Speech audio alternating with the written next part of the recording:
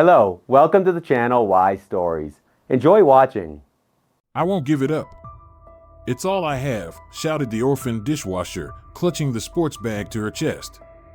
The wealthy restaurateur was certain he had caught a thief, but when he looked inside, the graphite gray November sky pressed down on the city, and the wet snow melted the moment it touched the asphalt.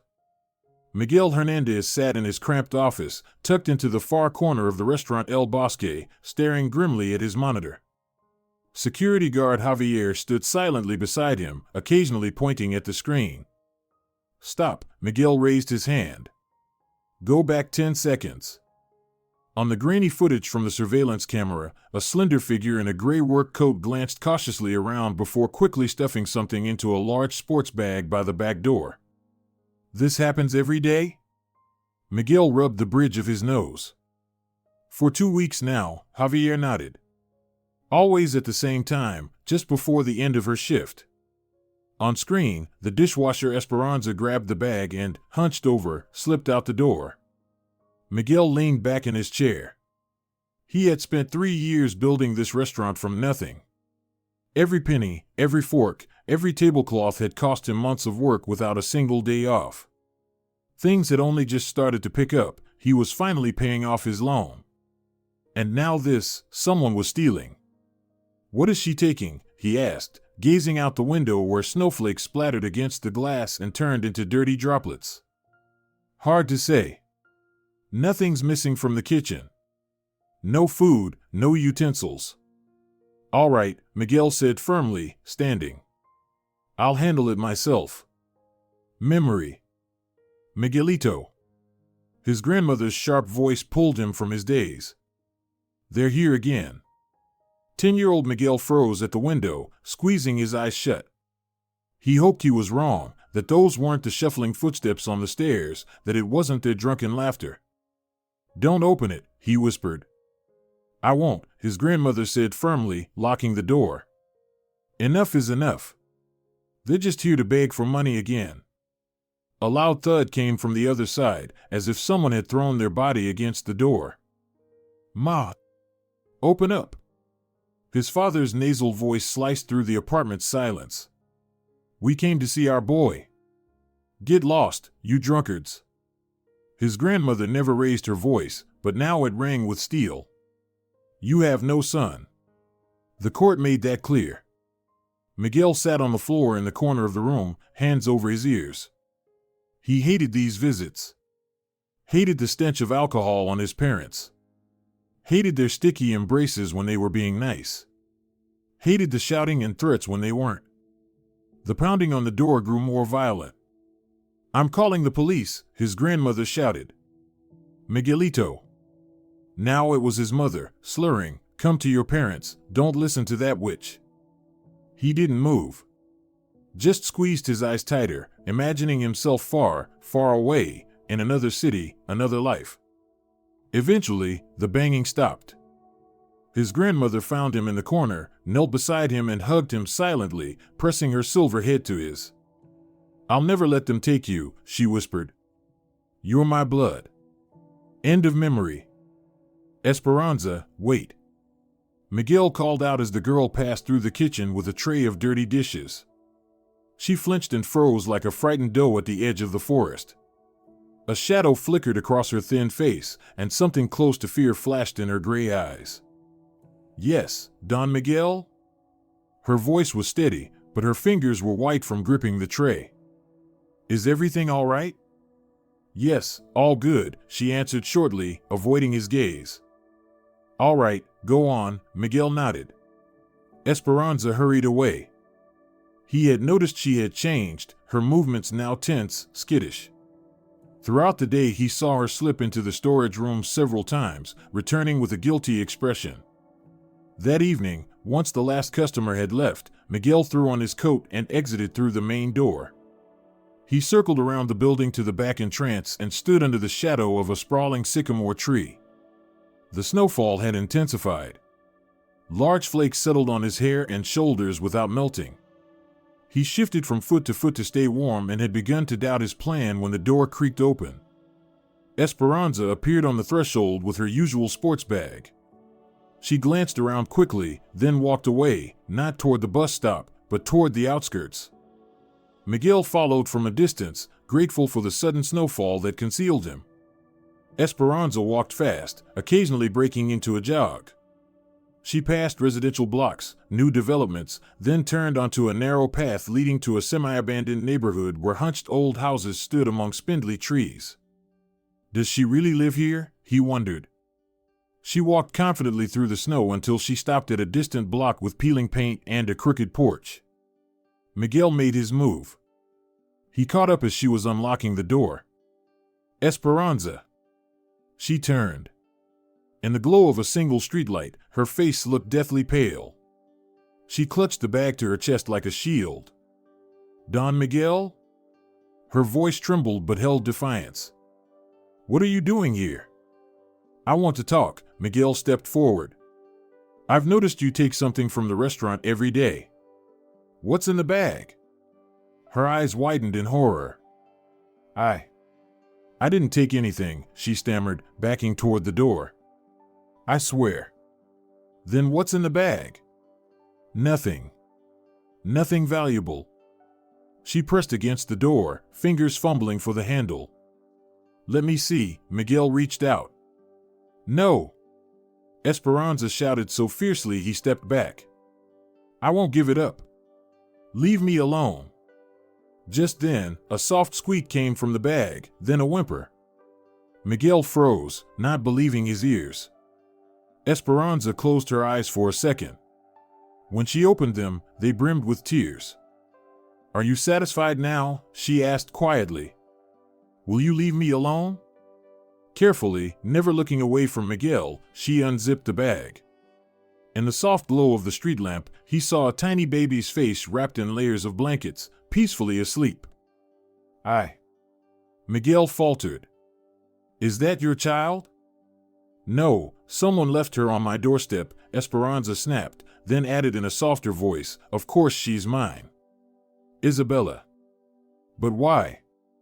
What do you mean why? Pain echoed in her voice. Why didn't I stay home? Because I had to work, or we'd starve. Why didn't you tell anyone? Because they'd fire me. Why not a daycare? Because they only take kids from age 3. Miguel stood speechless. Listen, Esperanza spoke quickly, almost feverishly, she doesn't bother anyone. I do my job well. She sleeps in the storage room. I go feed her during breaks. No one even notices. Please don't fire me. Esperanza, Miguel stepped closer, that's not why I'm here. Let's go inside and talk. It's cold out here, and snowing. She hesitated, holding the baby close. Then silently nodded and opened the door. The rickety door creaked open as if to say, "You are not welcome here." Miguel stepped inside and froze, taking in the shabby room. The dim light of a single ceiling bulb revealed the crooked outlines of poverty.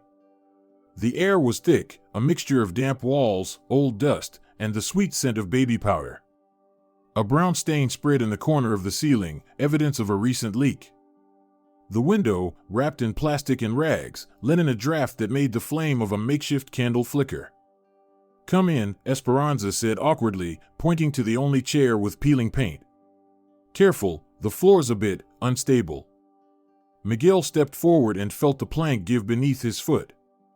He suddenly shifted his weight and looked around. All her belongings fit within his line of sight, a narrow metal bed, a nightstand, a rickety table, a worn-out baby crib. Esperanza gently pulled the baby from the bag, still bundled in blankets. This is Isabella, she said softly, with quiet pride. She's 2 months old. Miguel involuntarily leaned closer. From the cocoon of blankets, a round face peeked out with surprisingly bright, alert eyes. Despite the squalor, the baby looked healthy and well cared for. She's beautiful, Miguel said clumsily, unsure what else to say. Takes after her mother, came a raspy voice behind him. In the doorway stood a short elderly woman in a knitted cardigan over a flannel robe. Her oversized glasses made her resemble a startled owl. Not the father's child, thank God. This is Graciela Lopez, Esperanza introduced her neighbor quickly. She helps me out when she feels well. But her blood pressure often spikes, and I have to look after her too. The old woman approached Miguel, nearly pressing her glasses into his face. Ah, so you're the boss? She squinted. Here for an inspection? Planning to throw our girl out? No, not at all. I just... Ah, a good one, Graciela cut him off, satisfied. Not like those goons from Martinez. She turned to Esperanza. I came for some salt, dear. And don't say you're out. I'll pay you back after my pension comes in. Esperanza silently pulled a pack of salt from the drawer and handed it over. Graciela nodded gratefully, shuffled to the door, then paused. By the way, I decided to sell my room to that demon. Let him choke on it, she said flatly, as if commenting on the weather. I'm going to live with my sister in Valencia. Tired of fighting like a fish on dry land. How much? Esperanza asked quietly. 7,000 euros.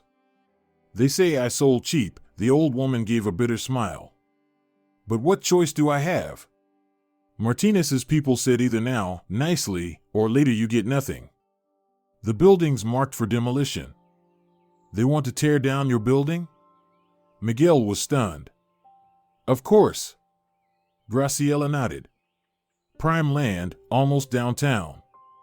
Martinez already bought most of the apartments. Their methods? Cut the heat, the electricity, flood the place. And then shove papers in your face saying the building's condemned. Disgusting. She waved her hand and left, leaving a ringing silence behind. Just then the light flickered and went out. Esperanza, as if expecting it, calmly struck a match and lit another candle. The power cuts often, she explained. Especially in the cold or snow. Miguel stared at the flickering flame, suddenly feeling the gulf between his comfortable life and this bare-bones survival. Esperanza, he said gently. Why don't you sell your room like Graciela? The young woman smirked, rocking the now sleeping Isabella. For that money I could buy another shack on the outskirts, where buses come once an hour. How would I get to work? No, I can't move now. The candle cast a soft light on her tired face, making it look older and more vulnerable. I grew up in an orphanage, she suddenly said, gazing at the snow outside. My parents died in a fire when I was 5. Got drunk, fell asleep with cigarettes. Nothing was left of the house. Just me. A neighbor pulled me out. She spoke without drama, as if reciting something she had said many times. And when I turned 18, they gave me this luxury suite, she gestured around, and said, live however you want. Miguel could suddenly picture it, young Esperanza with a government-issued suitcase, stepping into this miserable room for the first time. Alone. No family, no support, no future. But I learned everything, she said, reading his thoughts. How to cook with nothing, survive on pennies, and not drink, ever. That ever was said with such finality, it left no doubt alcohol was forbidden in her world. Listen, Miguel said, gathering his courage. You can't stay here. This, he hesitated, searching for words that wouldn't offend, this isn't right for a baby. I have a 3-bedroom apartment. I live alone. Come stay with me. At least for now. No, Esperanza cut him off. I can't. It's wrong. What's wrong? He felt frustration rising. Living with an infant in a moldy shack with rats is right? I don't want to be beholden, her voice trembled. I want to do everything myself. Miguel was speechless at the youthful pride standing firm in the middle of such poverty. You know, he said suddenly, looking past her, when my grandmother took me away from my alcoholic parents, I wanted to be independent too. At 10, I thought I had to earn my own food and clothes. I delivered newspapers, worked at cafes, all for a bowl of soup.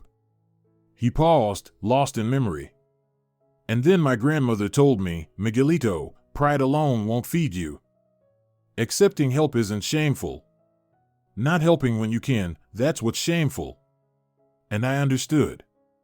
Not right away, of course, but I did understand. Miguel glanced at Isabella, who suddenly began to cry, weakly, intermittently. Does she have a fever? He asked softly. Esperanza instantly pressed her lips to the baby's forehead and shook her head.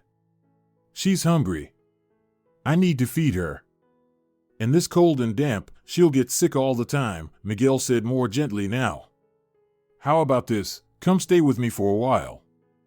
I'll even call my mother. She used to be a kindergarten teacher. She can help with the baby. And then, we'll figure out what's next. Esperanza rocked the child in silence, then slowly raised her head. Temporary, she said. And I'll pay for the lodging. As you wish, Miguel agreed, hiding his relief. Can you pack up now? She nodded and began pulling things from the closet. He watched as she quickly and neatly folded her few belongings. Everything fit into one sports bag and a single plastic sack, a few baby shirts, bottles, diapers, a stack of worn books, and one framed photograph. That's all? Miguel couldn't hide his surprise. That's all, Esperanza replied simply, zipping the bag. Miguel took out his phone and ordered a taxi. A few minutes later, they stepped out into the frosty night air. The snow had almost stopped. Isabella slept, bundled in a blanket, pressed against her mother's chest. Miguel carried the bag, fully aware that his life had just taken an unpredictable turn. When the taxi arrived, he cast one last glance at the building behind them, looming in the twilight like a stranded, listing ship. The number 13 on its side was barely visible beneath peeling paint. The taxi pulled up to a modern 12-story building with mirrored windows. Esperanza stood still at the entrance, holding Isabella tightly, looking up at the tower. The concierge nodded at Miguel, eyeing the woman and child beside him with some confusion. The elevator silently lifted them to the 8th floor. When Miguel opened the door to his apartment, Esperanza froze on the threshold. After living a year in a shack, the 3-room apartment felt enormous. Light from the panoramic windows flooded the spacious living room. Pale hardwood floors, minimalist furniture, an oversized sofa, a wall-mounted TV, everything screamed of a comfort she had never known. Come in, Miguel gestured. Here's the living room, that's the kitchen, and the bedrooms are down the hall. You can take the guest room on the right. Esperanza stepped inside hesitantly, as if afraid to break or soil something. Make yourself at home. I'll start dinner, Miguel said, setting the bag near the couch and heading to the kitchen. Esperanza walked to the window. Below lay a city park, snowy paths, bare trees, a playground. She leaned her forehead against the glass, feeling like an intruder in this clean, orderly world. Gently placing the sleeping Isabella on the couch and surrounding her with pillows, Esperanza looked around. Through the open kitchen door, she could see Miguel chopping vegetables. Then he picked up his phone and dialed. Mom, sorry for calling so late. Yeah, everything's fine, just. Listen, I need your help. No, I'm okay. I have guests, a young woman and her baby. No, not what you think. They just need help. Can you come by tomorrow morning? Great, I'll be waiting. After the call, Miguel headed to the guest room to show Esperanza around. He opened the door quietly and stopped. Esperanza was sitting at the edge of the bed, her back to him, breastfeeding a now awake Isabella. Her slender frame, bent over the baby, looked so fragile and yet so strong. Feeling awkward, Miguel gently closed the door and returned to the kitchen. Half an hour later, with dinner ready, he knocked softly. Esperanza, I made some food. You must be hungry. She came out with a sleepy Isabella in her arms and gave a shy smile. Thank you. I honestly can't remember the last time I had a proper meal. At dinner, she ate with such appetite that Miguel couldn't help but smile, watching her savor every bite. A simple seafood paella felt like a feast to her. I've never eaten anything more delicious, she admitted, lowering her eyes in embarrassment. You're a great cook. I learned on the job, Miguel shrugged. I believe a restaurant owner should be able to cook just as well as their chefs. After dinner, Esperanza could barely stand from exhaustion. She carried Isabella to the bedroom, laid her in the middle of the large bed surrounded by pillows, and lay down beside her, still fully dressed. 10 minutes later, when Miguel peeked in to check, both were sound asleep. Esperanza was hugging Isabella in her sleep, as if protecting her even in complete exhaustion. He quietly closed the door, a strange warmth filling his chest. The next morning, the doorbell rang. At the door stood a short woman in a formal coat with neatly styled silver hair. Her sharp, assessing gaze immediately fell on Esperanza, who stepped out of the bedroom holding Isabella. "Carmen Rodriguez," the woman said, removing her gloves. "And you must be Esperanza," the girl said barely audibly. "This is Isabella. She's 2 months old." The woman's gaze softened the moment she saw the baby. "Miguel, you could have told me there was a baby here." She handed her son some bags. "I would have brought baby food." "It all happened so fast, Mom," Miguel said, taking the bags. "Last night was unexpected." But Carmen was no longer listening to her son. She stepped toward Esperanza and gently touched the baby's cheek. "Such a sweetheart," she said, her voice noticeably softer. "May I?"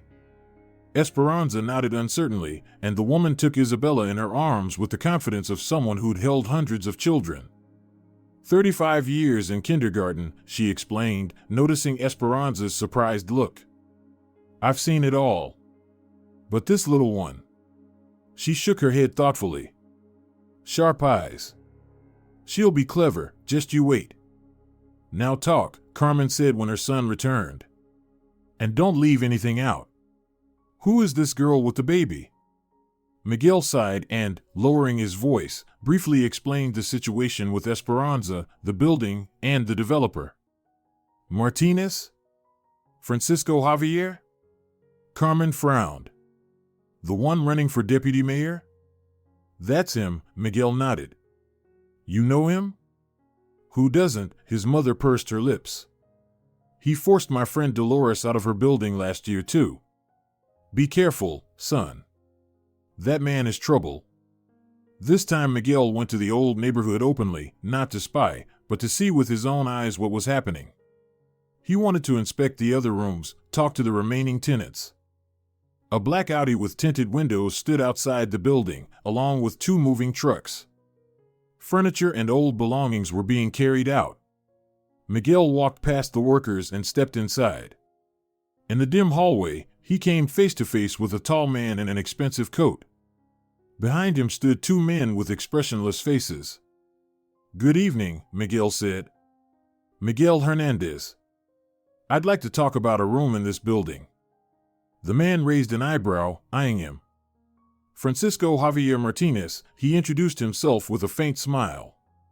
"Ah, Hernandez. I've heard of you and your restaurant El Bosque. Just opened recently, right? Strange place to look for property, young man. Planning to open another restaurant here? Or what's your interest in this dump? The building's about to be demolished anyway, just look around." One of the men behind him chuckled. Miguel noticed 2 workers at the end of the hall prying boards off a wall. "Interesting," Miguel said, not looking away. "Do the tenants know that? By law, certain procedures and compensation are required for eviction from condemned housing." Martinez's smile widened, but his eyes remained cold. "Ah, a man familiar with housing law. Everything's legal, young man. We buy the rooms at market price. Completely voluntarily. And stage a few accidents to encourage that voluntariness?" Martinez casually adjusted his coat collar. "Listen, Hernandez. El Bosque is a fine restaurant, if I'm not mistaken. But you know, the restaurant business is fragile, health inspectors, fire marshals, and all kinds of inspections. Is that a threat?" Miguel asked quietly. "A simple fact," Martinez shrugged. "By the way, how's your new houseguest? And her lovely daughter?" Miguel felt a chill, but didn't show it. "I don't know what you mean." "Of course you don't," Martinez nodded knowingly. Send my regards to Esperanza Garcia. Tell her not to forget she still needs to sign the release form. To avoid any misunderstandings.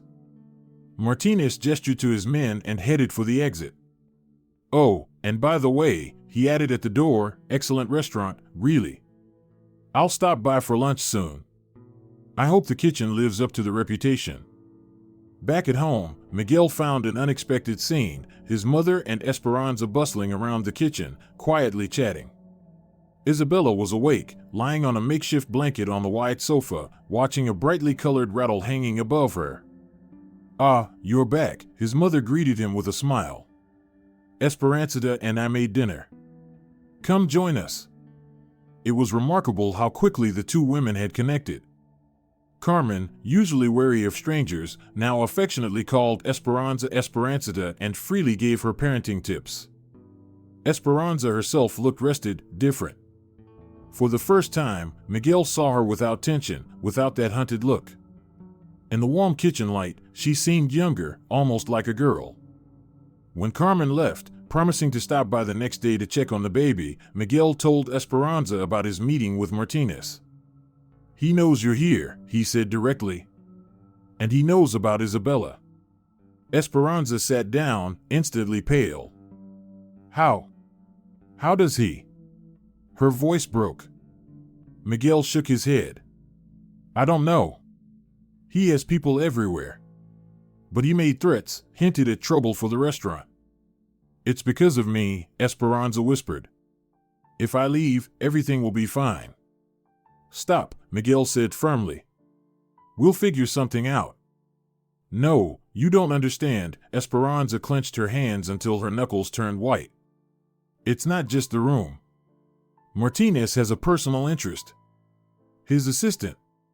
Jorge Mendoza. He's Isabella's father. Miguel froze. What? Esperanza looked down. We dated for a year and a half. I worked as a janitor at City Hall, that's where we met. She gave a bitter smile. First time I ever fell in love. Foolishly. And him? At first he was caring, attentive. Then I got pregnant. Miguel waited in silence. Memory. You're serious? Jorge looked irritated, as if Esperanza had told him the washing machine broke, not that she was pregnant. They were sitting in his car outside a 24-hour store. The neon sign cast a blue glow over Jorge's face, making him look ghostly. I don't know, Esperanza said, confused. I thought we'd decide together. Decide? Jorge laughed sharply. There's nothing to decide. Esperanza, sweetheart, I'm on the rise. Martinez wants me to head the youth department. A kid? A family? Do you have any idea what Don Francisco would say if he found out I'm dating a janitor? Esperanza stared at him, not recognizing the man beside her. Get rid of it, Jorge said without meeting her eyes. I'll pay if needed. End of memory. I left that night, Esperanza ran a hand over her face. Changed my number, never went back to work. A month later, I overheard the building manager talking to Martinez's men. They were discussing evicting tenants and redevelopment plans. Jorge was there, talking about what bribes to pay the fire and health departments to declare the building condemned. Miguel said nothing, stunned by her confession. The spacious dining hall of El Bosque was only half full, just an ordinary Tuesday, but a festive atmosphere lingered in the air. Miguel was checking the place settings at the last few tables before the evening rush when the front door flew open, letting in a gust of cold air and a distinguished man in a flawless cashmere coat.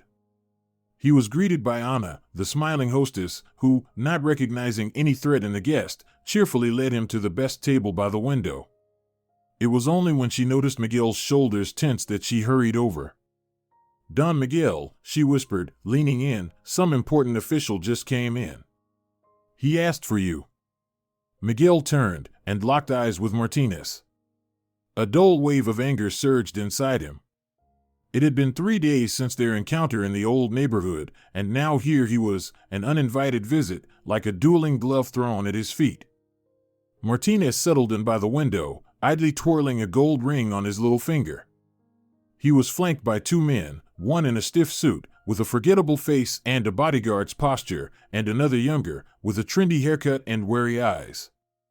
Before the waiter could even hand him the menu, a portly man in an expensive but worn suit approached the table. "Don Francisco. Good to see you. How's our land allocation project progressing?" Martinez nodded approvingly and replied in a hushed voice. Then came a scrawny bureaucrat from City Hall, wearing a sycophantic grin. Within 15 minutes, half a dozen local power players had gathered around the deputy mayor's table. Miguel watched the parade unfold, anxiety growing with each passing second. Martinez wasn't hiding the performative nature of his visit. When their eyes met, he raised his glass slightly in a mocking toast. "Don Miguel, won't you join us? We have something to discuss." Miguel silently took a seat opposite Martinez. The younger man beside the official fidgeted and avoided his gaze. "Let me introduce you," Martinez gestured. "Ricardo Vargas, head of the district police department," he nodded to the older man, "and this is Jorge Mendoza, my assistant." Miguel flinched at the second name. So this was him, the father of Isabella, well-groomed, jittery, avoiding eye contact. Esperanza had spoken of him with such disappointment, such quiet pain. "Lovely restaurant you have," Martinez said, taking a sip of wine. "Would be a shame if it were shut down. Sanitary regulations, fire safety, so many little details, impossible to keep track of. Even the finest place will show a dozen violations if an inspector looks hard enough." The threat was barely veiled, more of an ultimatum than a warning. "What's the point of this conversation?" Miguel asked coldly. "We have a misunderstanding," Martinez leaned in slightly, "that could be easily resolved. The girl you've taken in, with the baby, she needs to sign a waiver giving up her room in the building. It's the last loose end holding up a major investment project. And when a deal worth millions gets stalled because of one stubborn girl," he shrugged. "You understand, people start getting nervous, pressure comes from above." Vargas nodded meaningfully, still wearing an expression of bored interest. Jorge steadied the folds in his napkin, saying nothing. "Her signature, and everyone walks away happy," Martinez continued. "You keep your wonderful restaurant, the girl gets compensation, and we give the city new jobs and tax revenue." "And if she doesn't?" Miguel asked quietly, holding Martinez's gaze. "Then I'm afraid things will get complicated," the deputy mayor leaned back. "First, you'll get an inspection tomorrow. Second, children are fragile little creatures. Child welfare authorities tend to be very cautious with infants living who knows where, without legal guardianship. You haven't filed for custody, have you?" He looked over at his aide. "Jorge, don't you know someone at Child Services?" Mendoza flinched and nodded quickly, eyes still downcast. "Leave the child out of this," Miguel said through gritted teeth, feeling cold spread through him. Martinez chuckled. "I'm just pointing out potential issues. I genuinely regret that you've gotten involved in all this. Just get her to sign the papers and everyone moves on." "You're wrong," Miguel stood. "Intimidation won't work. I know my rights, and Esperanza's." "You're stubborn," Martinez stood too. "Well then, we'll speak again after the inspection, if your restaurant's still open." In the office of the City Development Department, the air was stifling. Martinez casually flipped through papers Jorge handed him. "The inspection order is ready," Mendoza reported. "Health Department goes in tomorrow." "Excellent," Martinez signed the last page. "Make sure they find at least a dozen violations. I spoke with Vargas, his men will check the liquor license too." Mendoza coughed nervously. "Don Francisco, maybe we shouldn't go this far. We could apply pressure without shutting the restaurant down." "You don't understand," Martinez turned to him. "It's not about one girl or her crummy little room. If I back down now, every mud in the city will start questioning my decisions. This is about principle." Jorge nodded silently, swallowing hard. By the way, Martinez gave him a strange look. "You know this girl? Garcia?" Mendoza paled. Barely. She worked as a janitor at City Hall. And that's all? Martinez narrowed his eyes. Interesting what she's playing at. She has a child, you know? Jorge flinched like he'd been slapped. And no. I didn't know. Fine, Martinez rose. Prepare court documents just in case they decide to resist. Antonio. Miguel hugged his old school friend, trying to hide his tension. Thanks for coming. You called, I came, Antonio Gutierrez shrugged, settling into the cafe across from Miguel's restaurant. You sounded like you were calling from a funeral. Miguel gave a bitter smile. It might as well be the funeral of my business, if you can't help. Antonio listened attentively, occasionally asking clarifying questions. They hadn't seen each other in almost a year, but still shared the kind of bond formed through shared childhood battles and mischief. They had been desk mates since 5th grade, Miguel, hot-headed and emotional, Antonio, rational and methodical. Now their paths had diverged, Miguel into the restaurant world, Antonio into law, specializing in defending marginalized communities.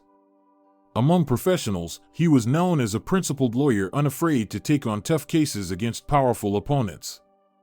So this Martinez has a personal interest in the girl with the baby, Antonio concluded, tapping his pencil on a notepad. And he's willing to shut down your restaurant to get that signature. The inspection's coming tomorrow, Miguel nodded. They'll find whatever they're told to.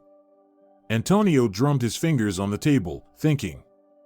Remember 8th grade, when the principal tried to expel you over that cafeteria incident?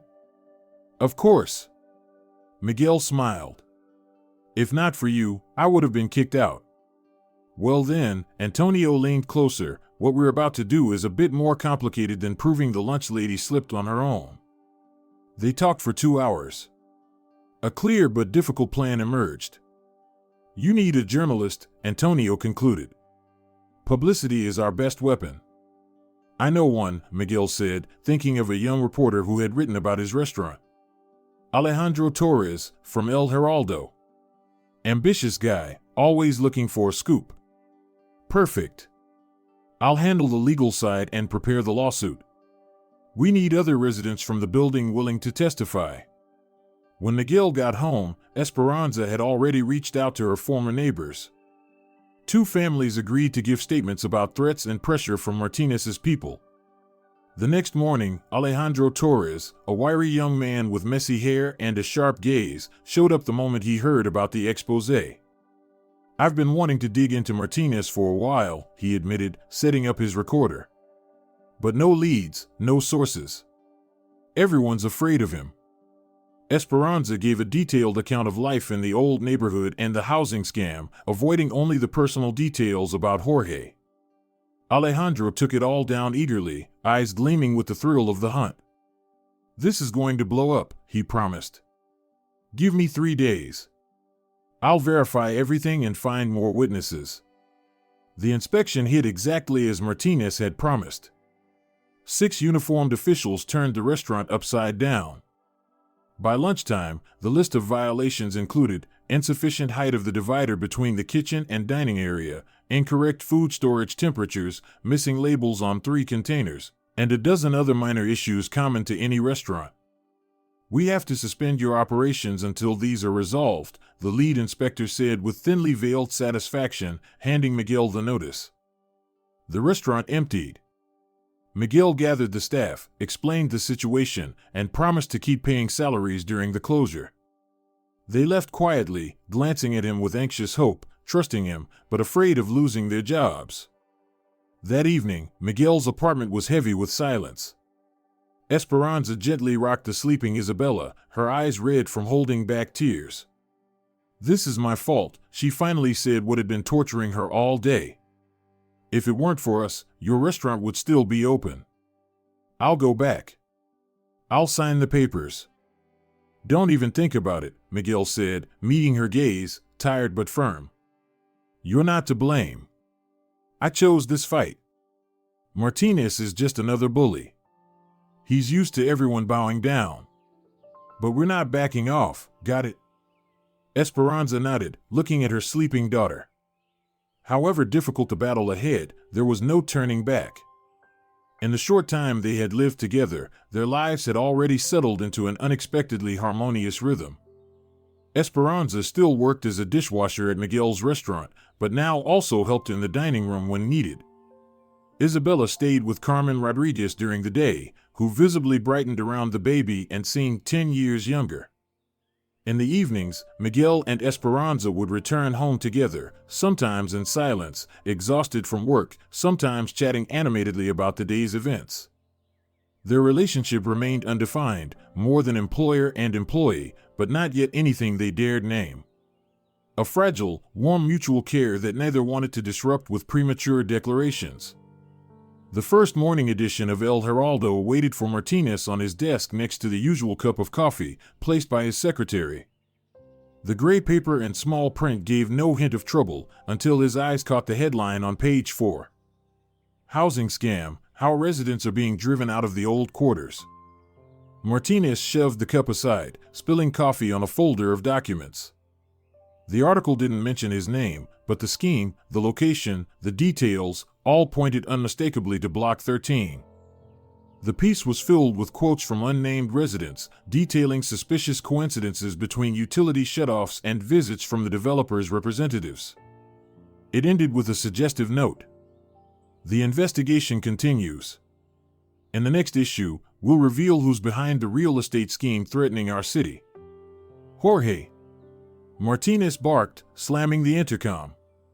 A pale Mendoza appeared in the doorway. What is this? Martinez flung the paper at him.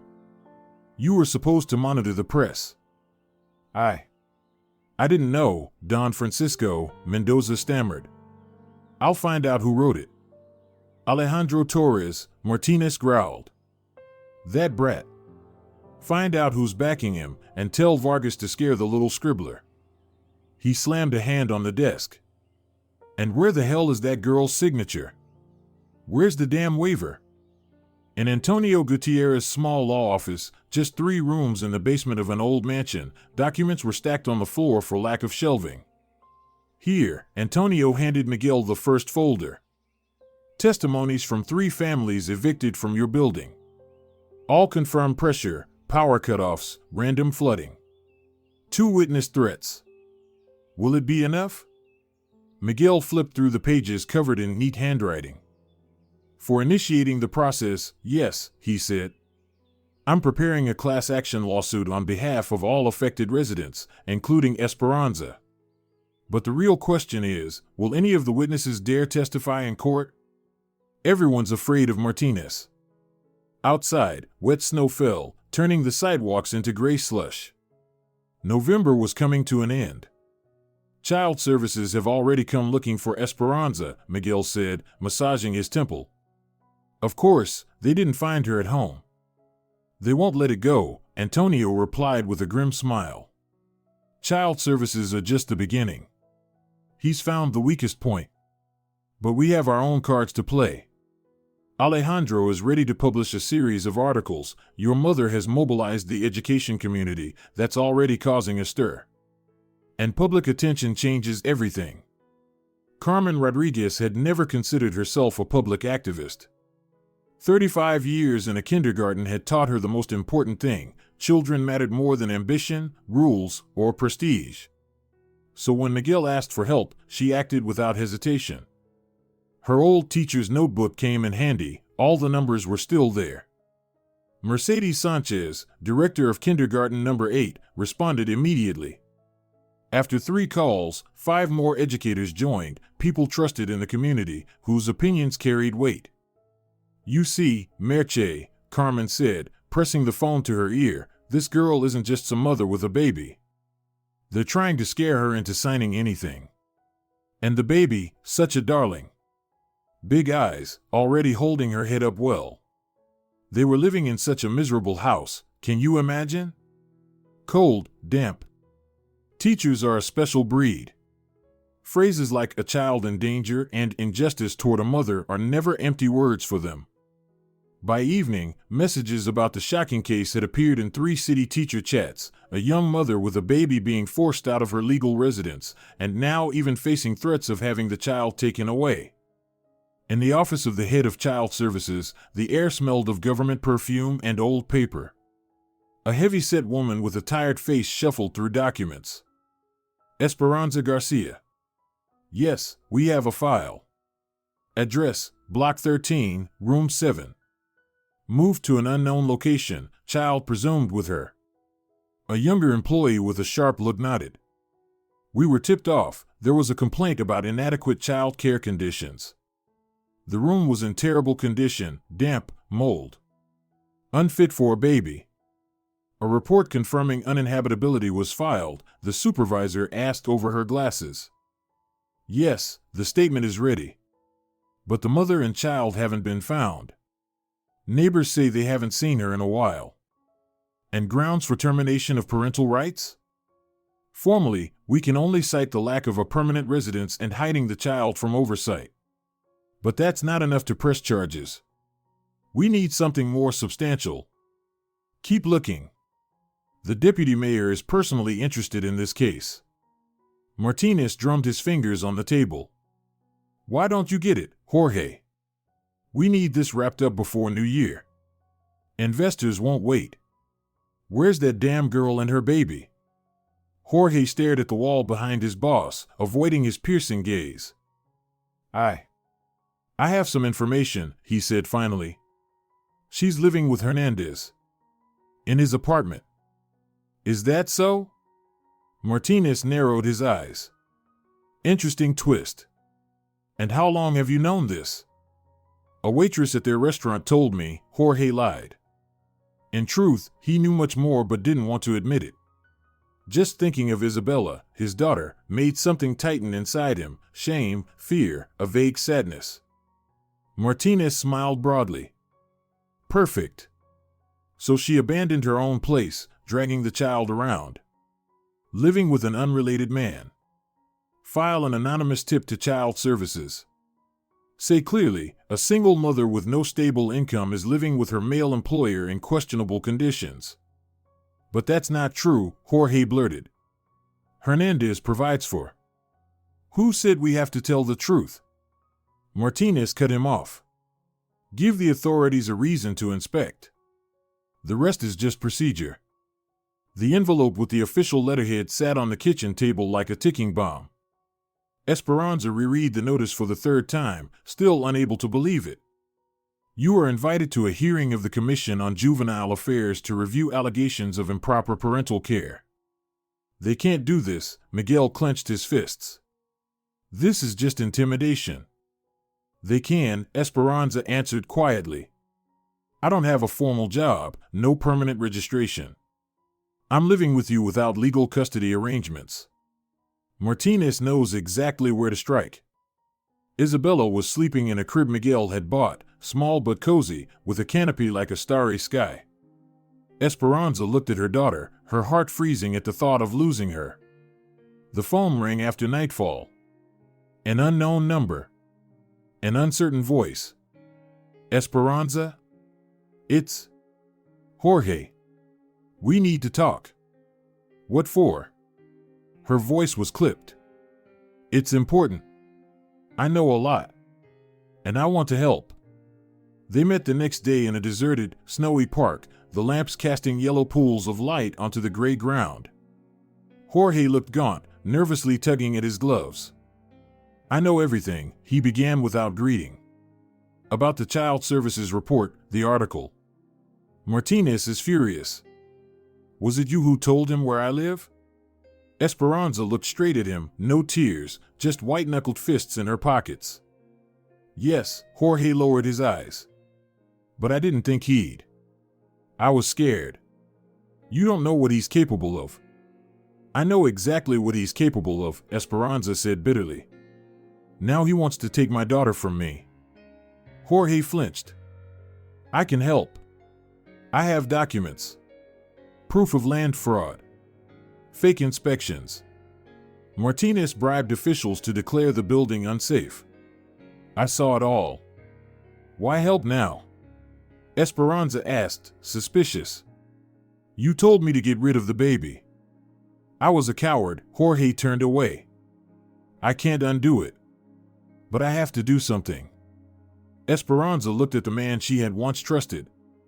Now he seemed pathetic, broken. But the information he had could save not only her, but others. Are you willing to testify against Martinez? Officially? Jorge turned pale. I can't. He'll destroy me. But I'll hand over the documents. Just, no one can know it was me. Esperanza nodded. Better something than nothing. I'll wait here tomorrow at the same time, she said, turning to leave. And Jorge, her name is Isabella. Your daughter. She walked away without looking back. He stood gripping the fence, feeling something inside him tear loose, shame, fear, or maybe the delayed realization of what he had lost. The folder of photocopies Jorge gave her felt impossibly heavy. Esperanza and Miguel stayed up late sorting through the documents, marking key sections. Sticky notes dotted the papers like a mosaic, diagrams, signatures, dates. Falsified structural reports, fake commission findings, recorded bribes to health inspectors. Jorge hadn't lied, the evidence was explosive. The next morning, Alejandro flipped through the folder and let out a whistle. This isn't just a story.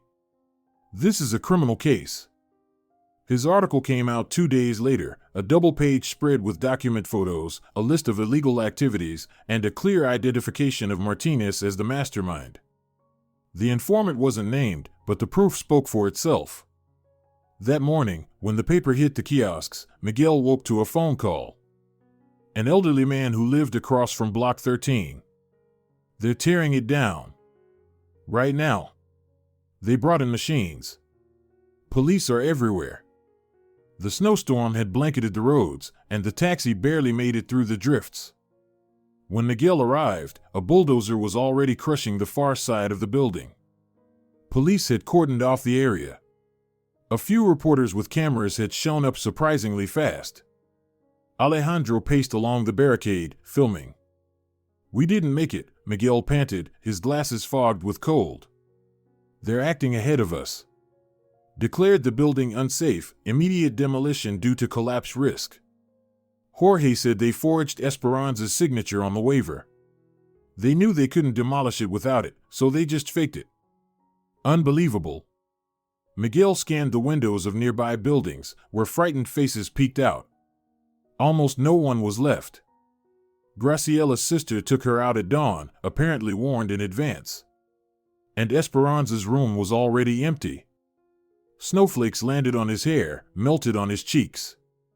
Miguel watched the walls crumble, cold fury rising inside him.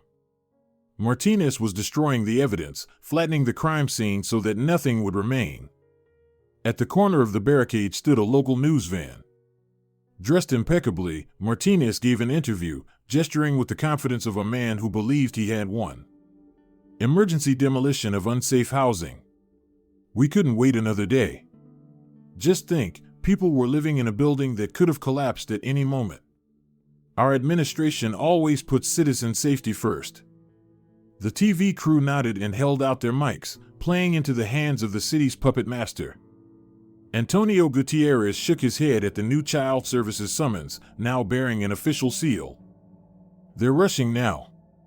They know the real estate fraud case won't be stopped, there's too much evidence. So they're attacking from another angle. The letter stated that in 3 days, a special commission would assess whether the child's living conditions met safety standards. The dry bureaucratic language concealed the threat. Investigation into inadequate parental care, risk to the child's life and health. This was Martinez's cheap revenge. What do we do? Esperanza sat frozen, staring at her daughter. Prepare for the hearing. I'll represent you, Antonio said. We need character references, testimony from people who can vouch that you're a caring mother. Carmen and her colleagues already signed a collective letter. Miguel handed Antonio a folder. And these are employment records. Esperanza is officially on my payroll. The lawyer nodded. Good. But Martinez will bring his own witnesses. Expect a dirty game. The commission hearing took place in a gloomy room on the second floor of the Child Services building. A long table covered in green felt. 7 people with blank expressions. Esperanza, pale and frightened, held Isabella in her arms. Miguel and Antonio sat on either side of her. Across from them, Martinez and his aide Jorge, who sat hunched, avoiding his former lover's eyes. "We are reviewing the case of Isabella Garcia's living conditions," began the chairwoman, a dry-faced woman with dull hair pulled into a tight bun. "We have a report declaring the residence registered to the mother and child unfit for habitation." "Let me clarify," Antonio interjected. "That building was demolished yesterday morning. Currently, the mother and child live in a renovated 3-bedroom apartment at—" "We will come to that," the chairwoman cut him off. "It is noted here that Ms. Garcia resides with an unrelated man. The child's living conditions in this apartment have not been verified by Child Services." "We are ready to provide access at any time," Miguel said firmly. "The floor is given to Deputy Mayor Francisco Javier Martinez." Martinez stood, adjusting his tie. "Honorable Commission, as an official, I am concerned about the safety of this child, who is clearly at risk.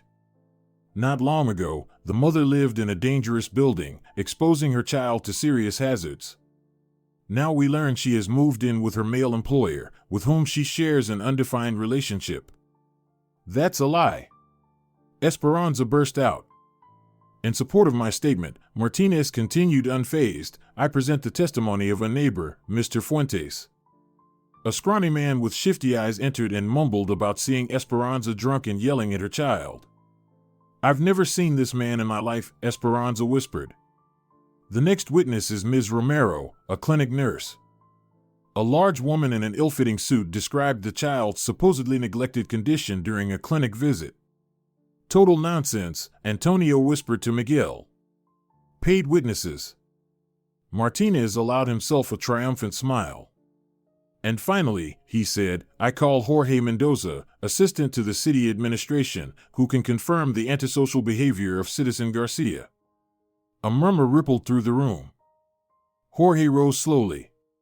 His usually pale face now looked gray. He looked at Esperanza, holding Isabella in her arms, and something shifted in his eyes. He began, then paused, gathering strength. Then he straightened and spoke clearly, ringing with conviction. "I cannot confirm these accusations. Everything said here about Esperanza Garcia is a lie. She is a caring mother. The witnesses are false, hired by Martinez to exert pressure." Martinez jerked as if shocked. "What are you saying?" he hissed, but Jorge was no longer looking at him. "Furthermore," Jorge continued, meeting the chairwoman's eyes, "I can confirm that Francisco Javier Martinez orchestrated the harassment of Esperanza to force her to relinquish her rights to the apartment. It is part of his real estate scheme. I have proof." "You will regret this, boy," Martinez shouted, toppling his chair. "Your career is over. I will destroy you." Silence fell in the room. Martinez realized he just publicly threatened someone during an official hearing and tried to compose himself. "My apologies for the outburst. Clearly, my assistant is experiencing psychological distress." But it was too late. The mask had fallen. The commission withdrew for deliberation, leaving the room tense. Jorge sat apart, not daring to approach Esperanza. Martinez furiously scribbled in his notebook. Half an hour later, the doors opened. Considering the conflicting testimonies and the need for a thorough review, the chairwoman read from a paper, avoiding eye contact, the commission rules, temporarily, for 2 weeks. Isabella Garcia is to be placed in protective custody for medical evaluation and living condition assessment. Esperanza clutched her daughter so tightly the baby whimpered. "Excuse me," Antonio rose, holding a folder. "Before any decision, I ask you to review these documents that completely alter my client's legal status." He laid out several papers. "This is proof of legal residence, Avenida Pinars 24, apartment 56. Owner, Miguel Hernandez. Registration completed 10 days ago." Next, he held up a contract. This is her employment agreement. Ms. Garcia is officially employed at El Bosque with full benefits, including health insurance for both her and the child. Her salary exceeds the subsistence minimum. Martinez jumped up. Forgery. These documents weren't presented before. Because you failed to request updated information, Antonio countered. Relying on outdated data is a serious procedural violation. He presented the final paper. As the commission is focused on the child's living conditions, here is an independent report conducted yesterday. It confirms the residence meets all safety and health standards. The chairwoman fumbled with the documents. Additionally, Antonio said firmly, I draw attention to the timing of the complaint. It was filed right after the article exposing Mr. Martinez's corruption was published. We consider this an attempt to pressure a key witness in a criminal case. Concerned whispers swept through the room. I propose we delay the case for further review, the chairwoman said after a brief discussion. We demand dismissal due to lack of grounds, Antonio insisted. There is no basis for child removal. The chairwoman nodded. Yes, under these circumstances.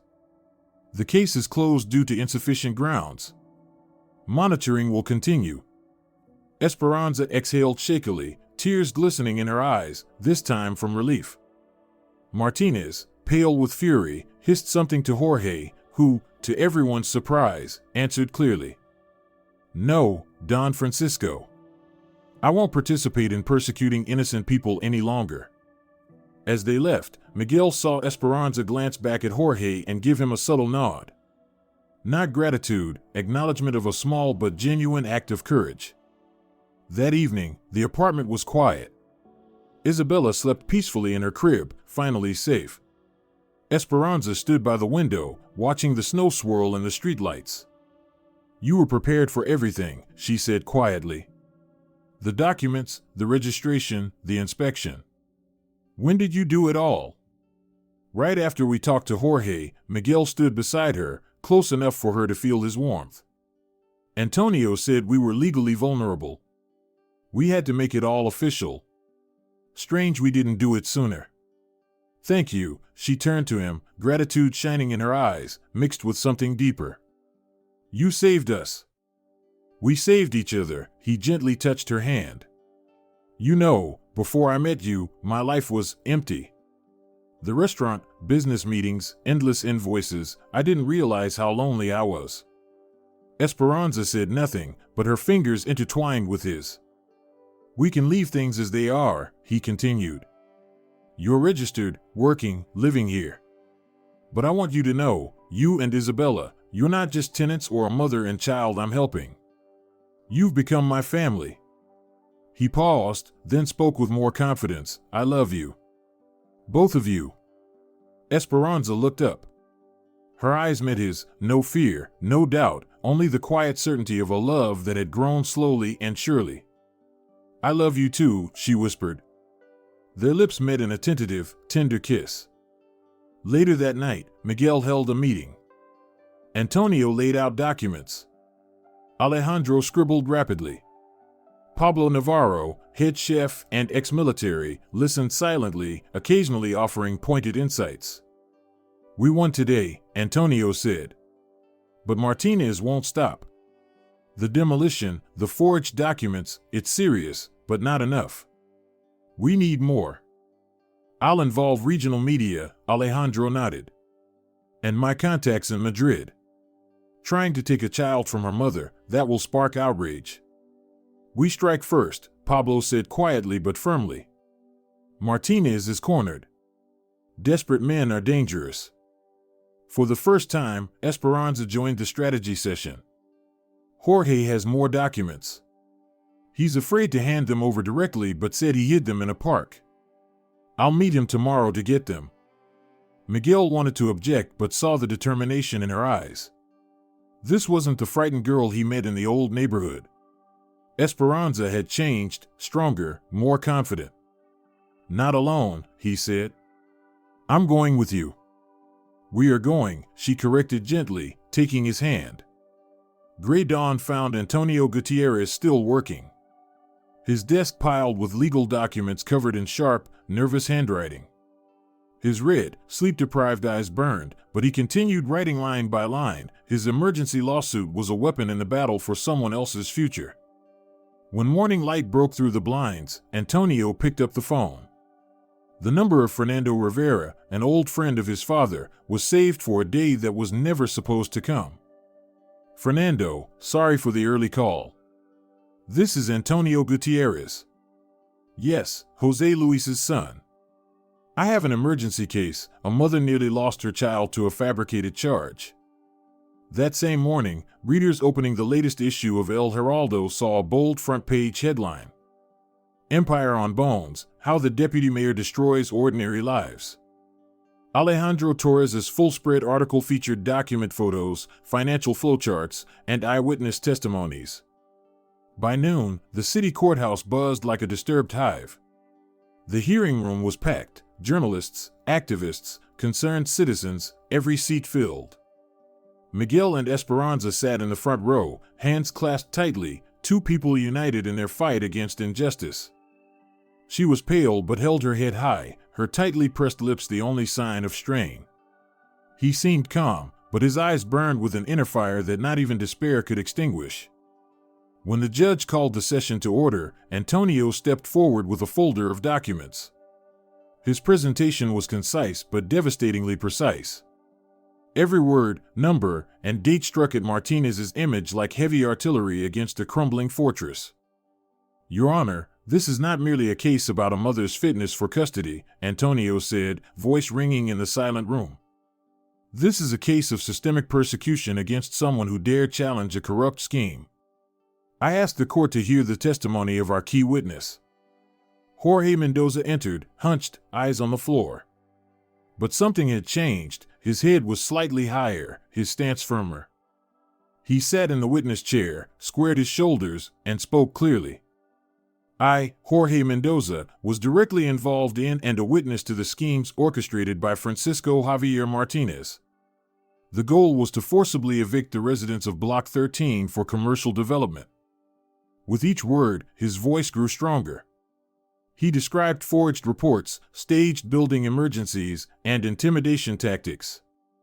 And finally, he spoke of the personal. His voice faltered, his eyes flicking to Esperanza. I also confirmed that Esperanza Garcia was specifically targeted due to our past relationship. I am the biological father of her child, whom I previously rejected. The attempt to take the child was Martinez's revenge, because Esperanza refused to leave her home and later became a witness in this corruption case. Martinez leapt from his seat, face like stone. Your Honor, this is slander. My assistant was coerced. The judge looked at him coldly. Sit down, Mr. Martinez. You will have your turn. When Esperanza took the stand, the room held its breath.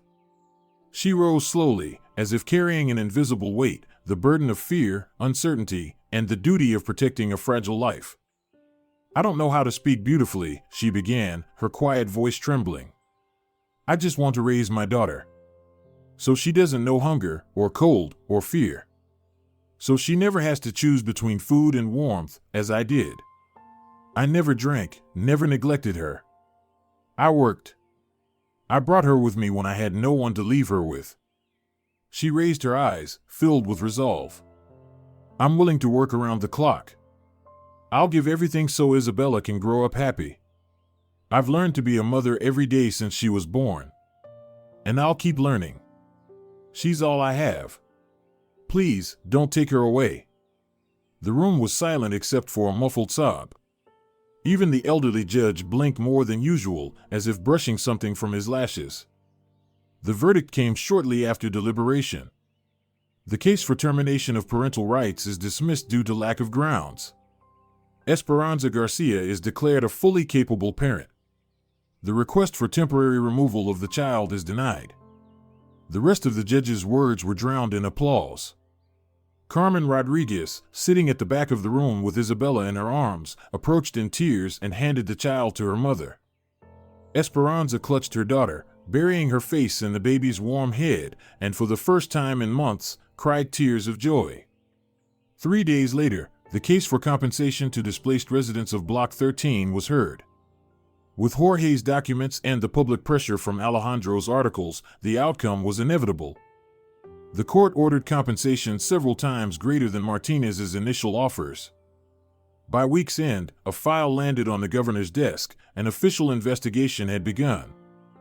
Martinez was temporarily suspended from his position, and a criminal case was opened against him on charges of abuse of power and fraud. A month later, the restaurant El Bosque was gleaming with lights. All sanctions had been lifted, and guests were returning, bringing friends and acquaintances along.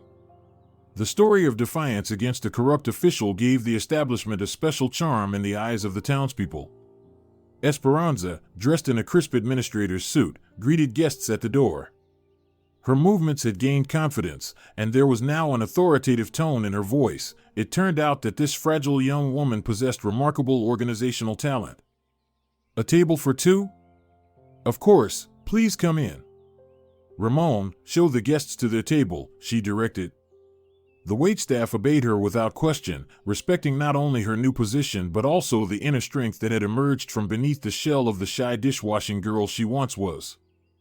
Esperanza didn't spend the compensation she received for the room in the old house, nearly 20,000 euros, on a separate apartment.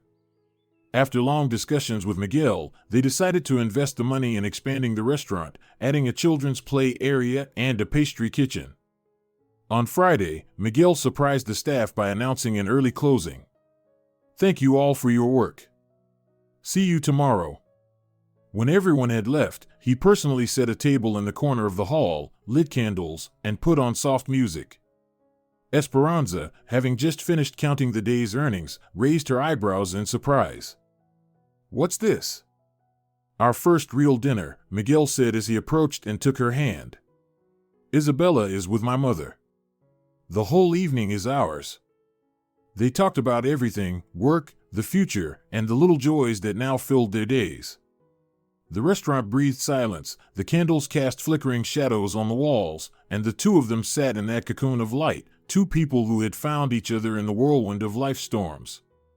When the plates were empty, Miguel suddenly grew serious. "You know, all my life I was afraid of attachment. Or rather, afraid that anything good is temporary. That people leave, betray, break down. My childhood taught me not to trust, to keep my distance." He stared at the candle flame, choosing his words. "And then you appeared. With Isabella. With your pride and stubbornness. With your fragility and strength all at once. And I realized that what I feared most is the only thing that truly matters. Attachment. Trust. Vulnerability." Miguel stood, walked around the table, and knelt before the astonished Esperanza. "You gave me a chance at a real life. A real family." He pulled a small velvet box from his pocket and opened it. "Be my wife, Esperanza. Let me be by your side. And Isabella's. Always." The ring, modest but sparkling with a flawless diamond, caught the candlelight, but it was the tears in Esperanza's eyes that shone brighter. "I knew I'd say yes the night you brought us from the old house," she whispered, extending a trembling hand. They stood embracing in the middle of the empty restaurant, two people who had found not just shelter in the storm, but a true home. A home not built of walls and a roof, but of mutual support, respect, and a love that was born not of passion, but of enduring the darkest times together. That evening, when they returned home and picked up a sleepy Isabella from Carmen Rodriguez, Esperanza suddenly said quietly, "I called Jorge today." Miguel froze, but didn't interrupt. "I told him I forgive him," she said, lowering her eyes to her daughter, whose features more and more resembled her father's. "And that he can see Isabella. Occasionally. Supervised. Not because he deserves it, but because she has a right to know who her father is." Her voice trembled with unspoken emotion, but within it rang the quiet wisdom motherhood brings, the ability to think of the future, not past wounds. "I want her to grow up knowing that forgiveness doesn't make you weak," Esperanza whispered. "I lived so long carrying resentment toward my own parents. I don't want her to bear that weight." Miguel kissed her silently on the temple. He knew how incredibly hard this decision had been for her, and loved her even more for the strength it revealed, her ability to break the cycle of pain and resentment. Outside, snow was falling, just like on that November night when they first met.